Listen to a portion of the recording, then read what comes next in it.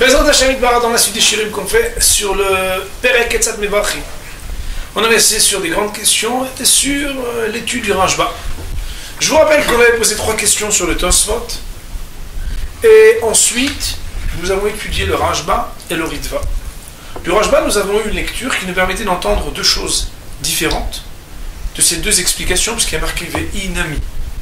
D'après d'autres versions, on pourrait dire Inami seulement, ou bien Ve'imken. On le verra au fur et à mesure de notre développement. C'était un petit aparté. Ce n'est pas notre habitude normalement d'ouvrir une parenthèse, enfin d'ouvrir une fenêtre et de ne pas la refermer, même si aujourd'hui on a l'habitude d'ouvrir une window et une autre sans les fermer.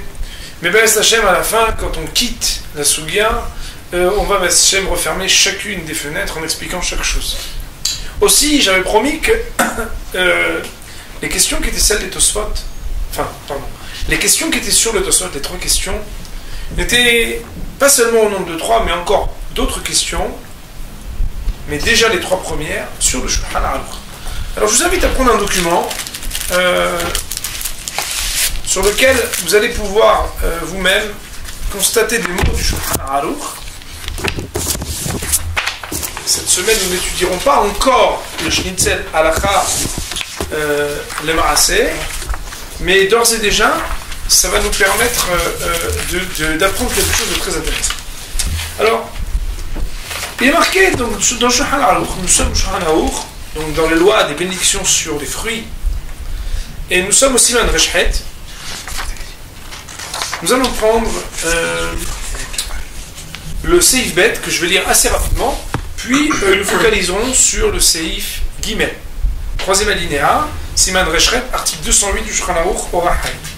Il est marqué. Khameshet, donc à la 2e ligne. Khameshet minedagan, les 5 céréales, chez Shlakan qu'on a fait cuire, à bouillir, Oktashan, ou bien qu'on aurait pilé, Vesamen Tafshin, en faisant un mets, c'est-à-dire dans une marmite avec de l'eau, Kigon Maasekdera, comme par exemple Maasekdera, Arifot, Geres, Carmel, Vedaïssa, sont différents types, on va dire, de menus qui sont dans une marmite avec des céréales. Afilo Arav, Aimaem, Devash, même si on a mis beaucoup de miel avec, en plus grande partie, c'est-à-dire une grande majorité d'autres choses que de la farine ou des 4 ou des 5 espèces, au minimum harim, ou bien quelles que soient d'autres espèces, et au terme même en plus grande partie, en plus grande mesure, mais on va dire sur ce produit mélangé la bénédiction de Bolem et Mezonot. Tout basof à la Mehia, et la fond dira la Mehia avec quelqu'un bénédiction qui donc est différente de Boren et Fashot et qui n'est pas encore le Birket Amason. Mais si le céréal, c'est-à-dire un des 5 céréales, a été placé dans ce mets uniquement pour le coller, ou l'akpoto, ou pour en faire une sorte de gelée, batel betafshil, il sera annulé à l'autre mets, c'est-à-dire à la majorité qui constitue ce mélange. On va voir que dans un cas même où le kémar serait majoritaire, s'il n'est là que pour la kpot ou les dabek, puisque sa fonction n'est pas alimentaire, mais sa fonction est une sorte de col UU pour l'aliment, alors eh bien, ça sera accessoire et donc on fera une action sur. On voit ici donc que dans Shulchan Aruch, nous faisons une différence entre les dabouquets ou pas les dabouquets. Pour l'instant, on ne parle pas de Humrot. Pour l'instant, on ne parle de rien d'autre que de la stricte loi, de la fonction pour laquelle, en minorité, même lorsque c'est alimentaire, on dit Bolem et Mezonot. Lorsque la fonction est autre qu'alimentaire, c'est-à-dire accessoire, pour, on va dire, coller, faire une gelée, donner une certaine forme à l'aliment que l'on veut consommer, alors même en grande partie, on ne dira pas Bolem et Mezonot.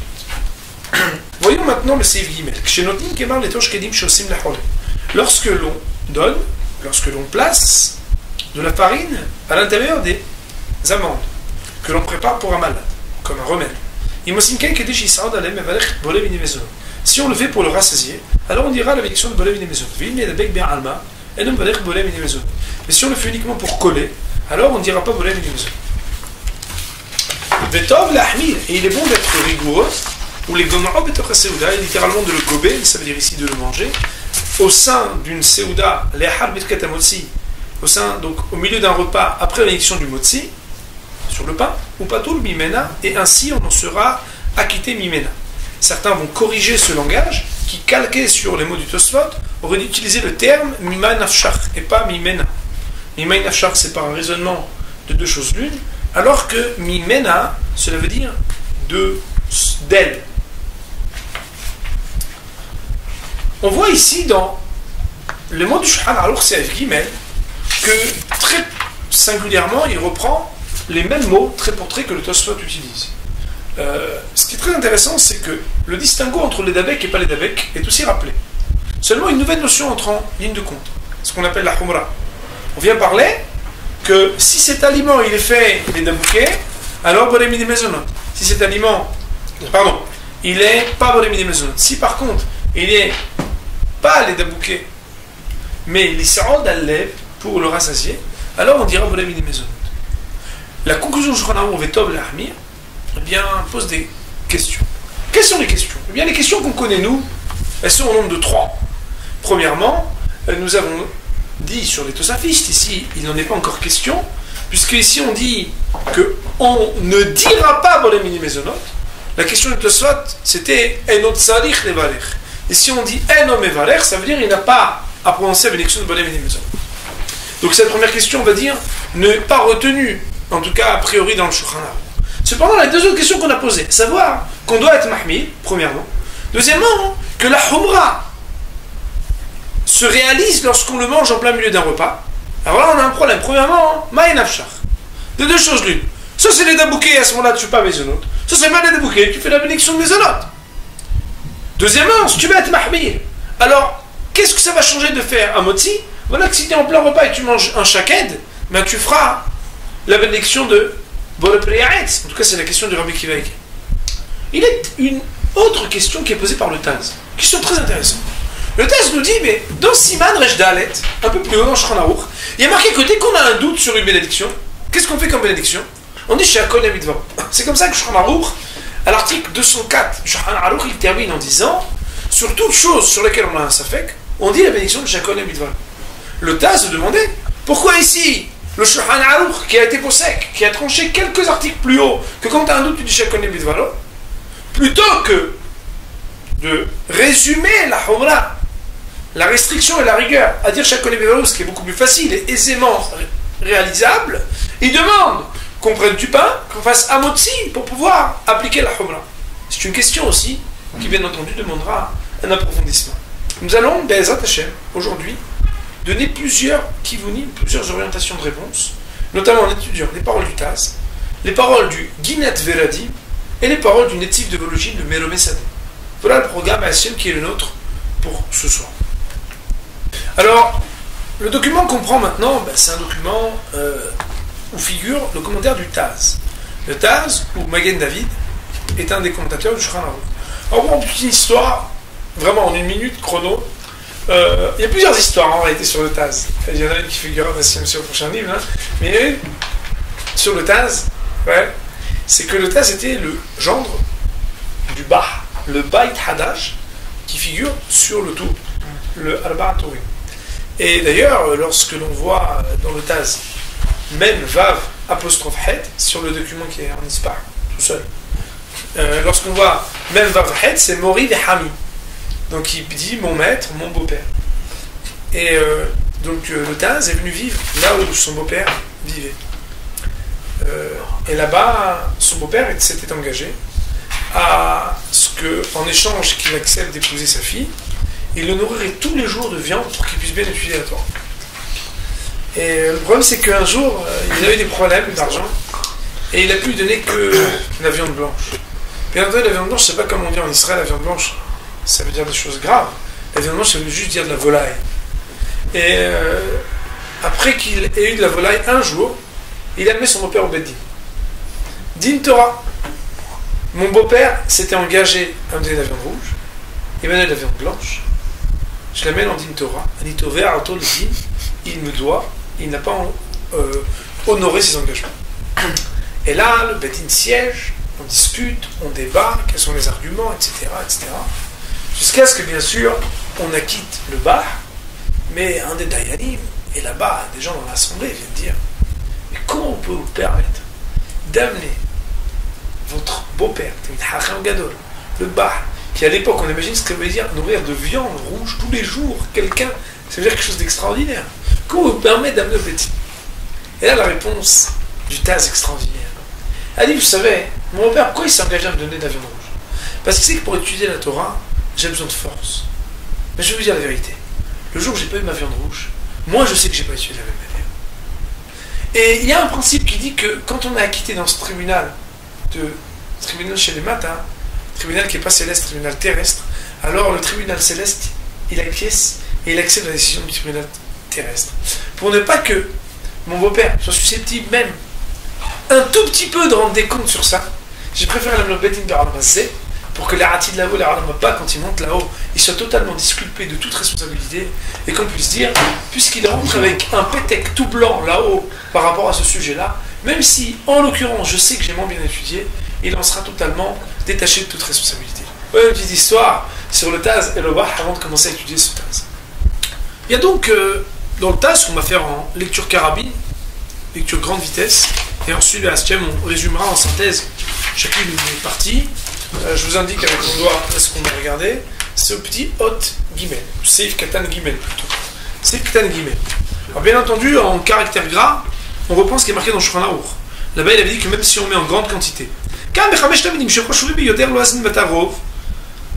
ici, où il est question des 5 espèces, qui sont suprêmes et importantes, nous n'allons pas d'après la majeure partie du mélange.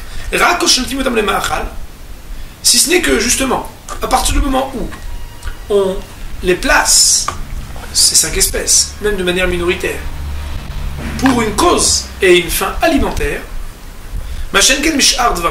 ce qui n'est pas le cas des autres espèces, d'habitude on va d'après l'Europe. Comme on a dit au début de l'article 202, c'est aussi ce qu'on va voir au Siman Reshret, c'est Zain. Machma des Khan, alors qu'ici, il se comprend.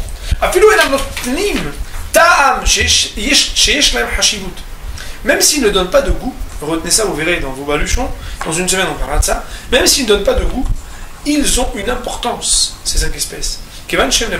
Puisqu'ils sont là pour nourrir. Car il est un principe, nous dit le Taz. Partout où il y a du miel, on ne sent que le goût du miel. Et donc on ne peut pas discerner et distinguer le goût de ce qui est ajouté.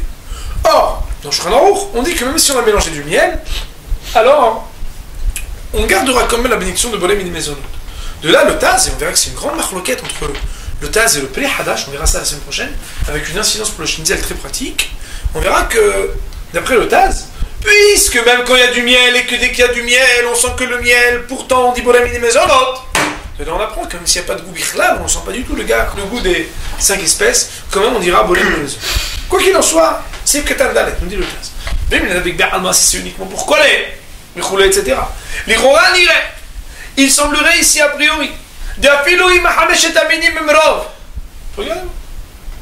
que même si les 5 espèces sont en majeure partie, puisqu'ils ne sont pas pour alimenter,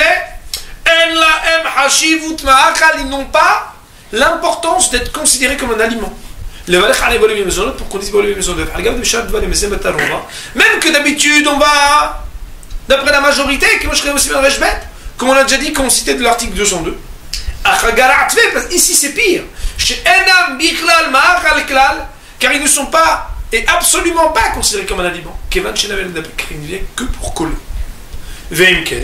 C'est pourquoi autant des aliments qu'on appelle l'ekir, qui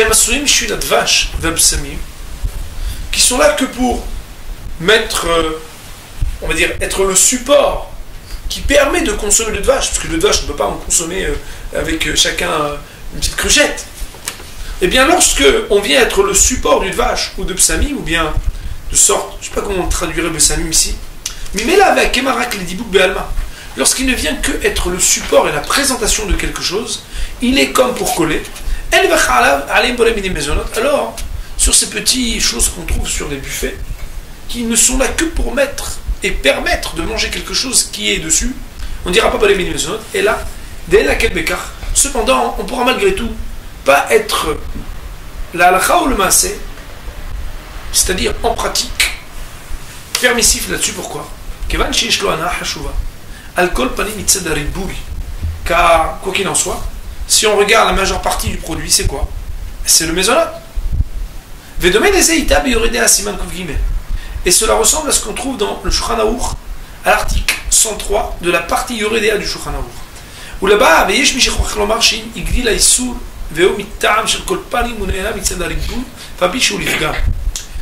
je sais que c'est un peu dur pour vous parce qu'on y vit des choses qui demanderaient d'être très approfondies, mais ce n'est pas le but. Et d'un autre côté, je n'aime pas dire les choses qu'à l'oral avec des gens qui viennent chaque semaine étudier la Torah. Donc j'ai tout dans les mots, même si c'est un peu dur.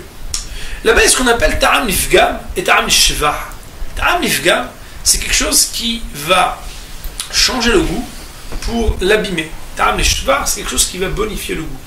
Lorsque c'est Ta'am Nifgam, normalement, ça n'a pas d'importance. Achnami Neima.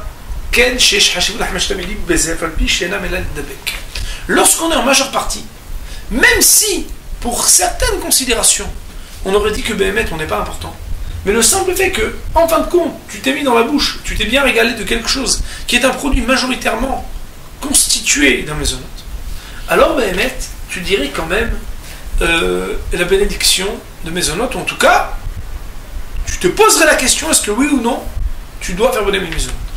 Mais et c'est ça qui nous intéresse. D'ailleurs, c'est souligné. Chez Zéwa, c'est avec Shkatwa Tosfot. C'est peut-être pour ça que les Tosfot, en tout cas, c'est comme ça que lui comprend le safek, le doute que les Tosfot ont eu. Veviokan du Shulchan Aruch. Et le Shulchan Aruch, d'ailleurs, l'a amené ici, sous-entendu ici et pas plus haut. Vetov le Ahmir, les Goma'a Betor Seouda. Où il a dit que même dans un cas pareil, c'est bien de dégober et de le manger pendant la Seouda. C'est Ibed, alors que juste au-dessus, chez Zachar, Netalon et Dabeko, l'Akpoto, quand il a dit qu'on l'a mis pour le faire coller ou en faire une gelée, local tafken chez Sham le Ahmil Bézé. Il a pas dit qu'il faut être Mahmil. Pourquoi? Des Sham parce qu'il dit que là-bas, on parle d'un cas où il n'y en a pas beaucoup. As barour dem betelim kol shem le dabek. Là-bas, c'est sûr que Béhémet, quand c'est les dabek, on dit pas voilà les maisonnotes, il n'y a pas de safek. Machin kenkan chez Evrol, chez Eshrov, kenye reladati. Alors que ici, comme il y a un rov, alors on devrait être Mahmil. En deux mots, le Taz nous dit, ici, étant donné qu'on parle d'un cas où la majeure partie du produit est constituée d'une des 5 espèces, alors, bien que, au regard uniquement de ce que les Hamesh Taminim sont accessoires et rien d'autre, on aurait dit qu'on doit faire l'élection que sur l'autre espèce et pas sur le Hamesh Taminim. Mais étant donné que le produit est constitué d'une majorité de quelque chose, par la contenance et l'importance de ce que, en fin de compte, tu as consommé, tu dois être regardant et être rigoureux. C'est le safek du Tosfot et c'est la décision d'être moins permissif. Ce qui n'est pas le cas du Seifbet, où là-bas, le Taz nous dit, on parle d'un cas où on parle de minoritaire. Autrement dit, lorsque c'est les Dabek et c'est minoritaire, alors, les 4 hilas sans aucun problème et sans humra, on dit la bénédiction de l'autre. Alors que lorsque c'est en majeure partie, eh bien, même si après la stricte loi, on ne peut dire on ne peut dire la bénédiction de l'autre aliment, a priori, Tov le Ahmil, c'est bien d'être rigoureux et d'être donc regardant de le manger en plein milieu d'un repas. Voici donc la première parole du Taz qui nous intéresse. Premier hidouche donc du Taz, redisons-le en synthèse, c'est que le Taz nous dit la humra du Shulchan Aruch est due à la quantité majoritaire qui constitue le produit fait de Hamesh et Tamini, majoritaire, et de l'autre espèce qui est minoritaire.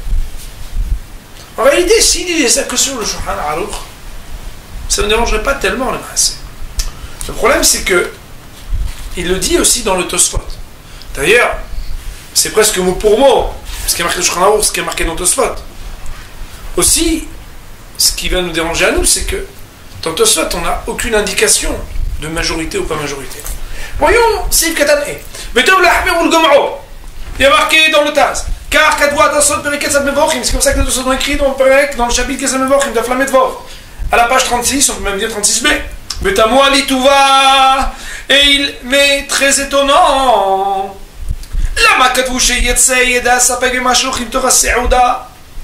Pourquoi a-t-il dit que c'est par le biais de le manger en plein milieu d'un repas qu'il pourra être sorti et détaché du doute? Mimeila Lo yivarech alehem kelal. Car de ce fait, automatiquement, il ne prononcera aucune bénédiction sur ce produit. Ve'amay lo amru sheyivarech alehem she'akol. Et pourquoi n'ont-ils pas dit, ça veut dire même les tosavistes, qui disent a priori she'akol yabit varo. La question qu'on a rapportée tout à l'heure.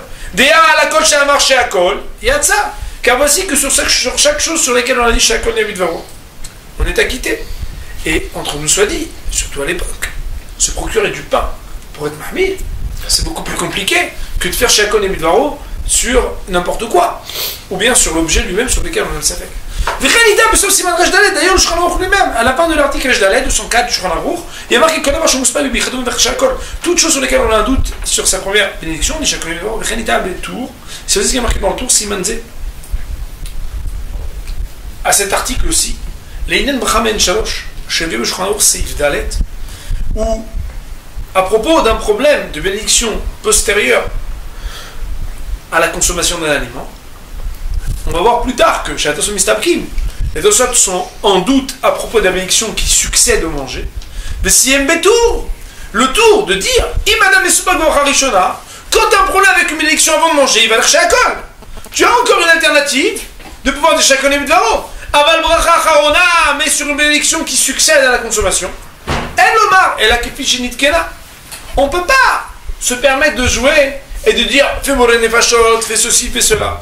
Parce qu'il faut faire selon la bénédiction qui tombe, on va dire, juste avec ce que tu as mangé. Al-Ken, c'est pourquoi le Chal Torsouda. Quand tu as un problème à cause de la bénédiction qui succède, Mimeïla, tu es obligé de le manger en plein milieu d'un repas. Pourquoi? Parce qu'en faisant Birkat Amazon, tu es tranquille. Parce que quand tu as un problème avec une bénédiction avant de manger, tu fais Shakol. Mais quand tu as un problème avec une bénédiction quand c'est après l'avoir mangé, tu auras un doute à savoir ce que tu dois faire Birkat, ou à la Mehia, ou à la Nefashot. Dans un cas pareil, comment tu vas faire? Tu es obligé de faire, dans une Seouda, un motzi pour pouvoir faire Birkat Amazon. Vekan de Kebra Harishona, Vele Lomar Shakol. Alors qu'ici, comme on parle de la bénédiction avant, on comprend pas pourquoi on a un problème et qu'on exigerait de dire le motzi alors qu'on aurait pu normalement se suffire de dire Shakol et Midvaro. Vetzalich Lomar, nous dit le TAS pour répondre à ces questions. Des Gamkan Azé, pardon, Ava, Sapek Mishum Aocharachona. Ici aussi, on parle d'un doute qui se rapporte sur la bénédiction après avoir consommé. Des Imster Lomar Bolem in Maison. Parce que si Bémet, on lui dit, vas-y, fais Bolem in Maison, c'est Gamkan, il va dire Ahara, mais Ain Shalosh. Il devra dire la bracha de la Mechia. Et s'il fait une bénédiction qui est par exemple à Etz, alors le Maaseh, c'est pas sur toutes les espèces qui devrait dire à la Etz Beprietz. Ou le faisait, il rotsait la Echol d'Avarze, Vechan ala Akir, chez Zacharnou. De ce qu'on est en train de dire, que le doute du Shulchan Aruch, qui l'amène à demander de faire une Seouda et ne pas se suffire de Shakon et Midvaro, nous amène à penser que tout dépend de la quantité que tu vas consommer. Le La'aker, qui est une espèce de petit four comme ça, ou bien l'amande avec le kemar quand on mange moins que kazaït.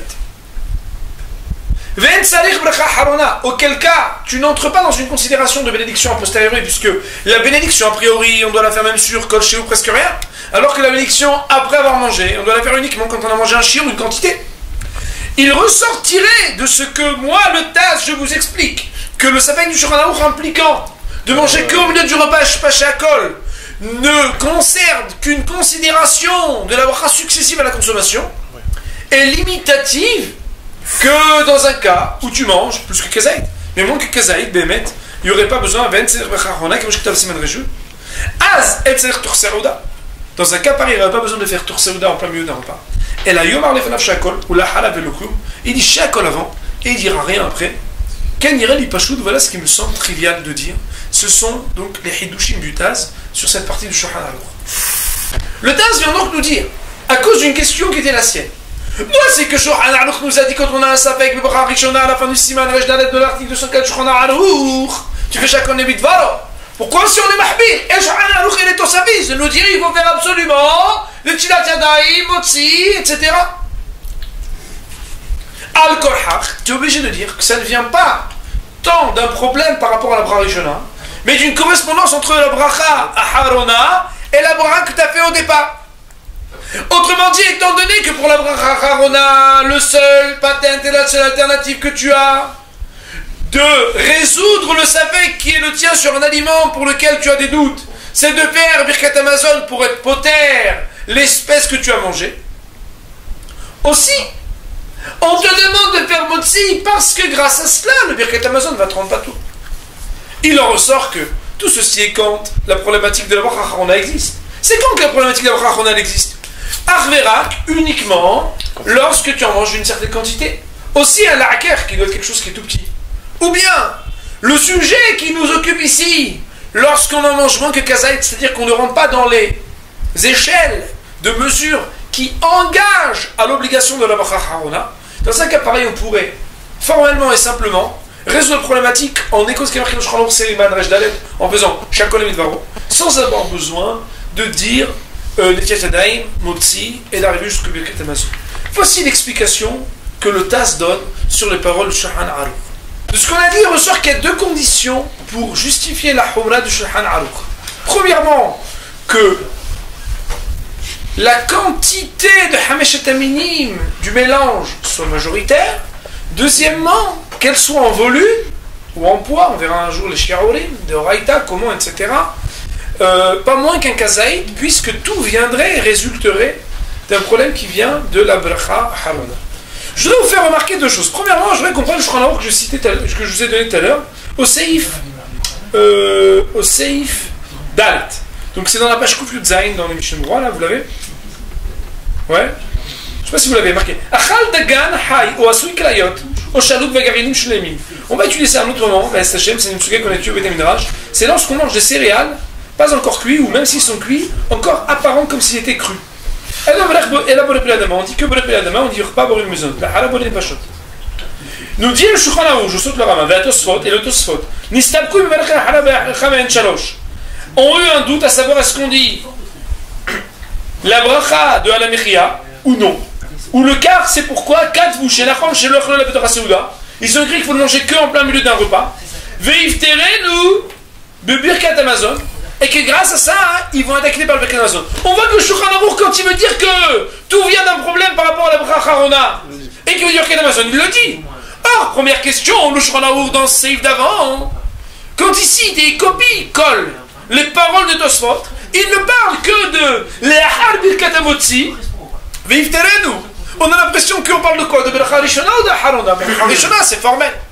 Deuxièmement, étant donné qu'il reprend les paroles de Tosfot et que le Tosfot, il parle du Gmar, la flamme est-elle qui fait différence entre les dabouké et pas? Ou là-bas on dit Matchoubé, bien que t'en mets beaucoup, pourtant, à partir du moment où c'est les dabek, et que Béhémet c'est uniquement accessoire, alors là-bas c'est tu éveilles sa bec, et pourtant il y a la Humra, donc le Tosfot pour justifier sa Humra, il parle uniquement de Bracha Rishona, et il parle pas de différence entre beaucoup, pas beaucoup. Aussi, ce qui a voulu être la résolution, en tout cas la justification du doute du Shulchan Aruch par le Taz, et ce faisant expliquer aussi et justifier ce qui était pour nous une question, comment le Tosfot justifie sa Humra, reste encore une énigme qui n'est pas résolvable.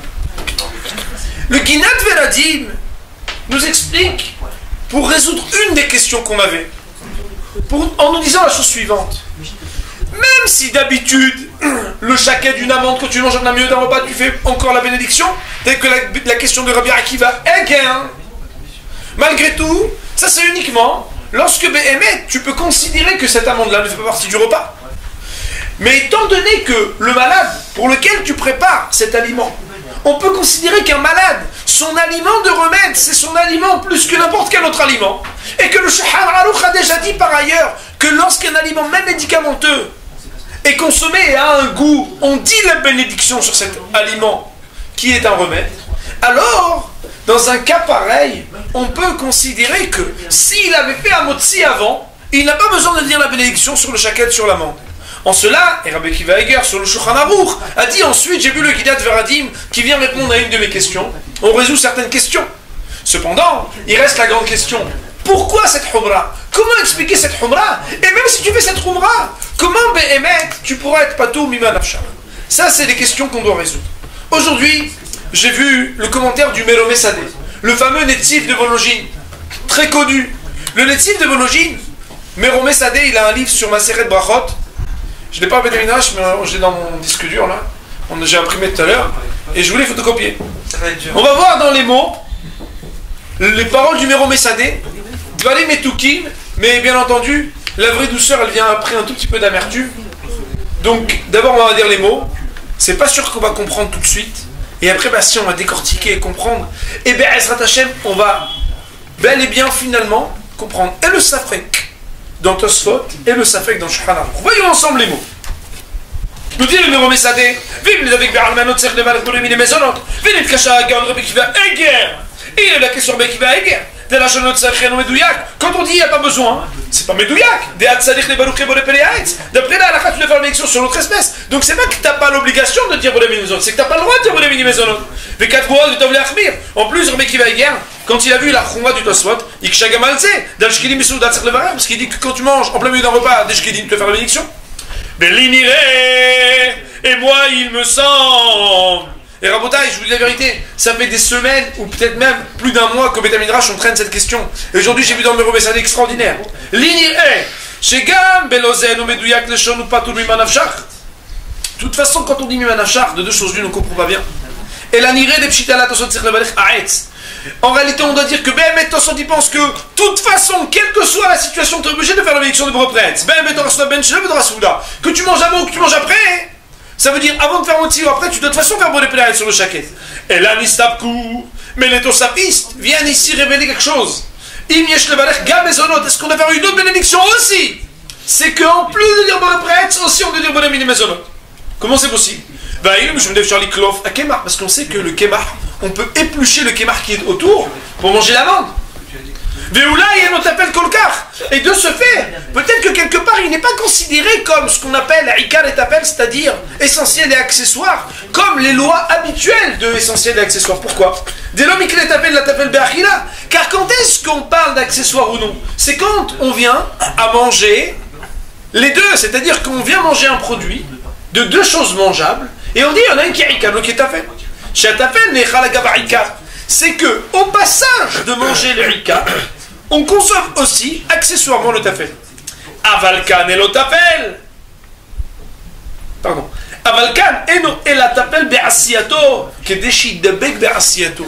Je lis des mots sans qu'on les comprenne pour l'instant, on va les expliquer après. Mais ici, il est accessoire dans sa, on va dire, fabrication, que pour qu'il puisse coller, c'est-à-dire qu'il reste adossé ou posé sur ce que l'on veut consommer. Mais le but n'est pas de le manger ensuite. Ça veut dire quoi? Si c'est ainsi, certes, bien qu'on ne puisse pas dire que c'est inclus dans la loi de Rav et Shmuel, où en faisant Bolem Minimezonot uniquement, on puisse le rendre pas tout.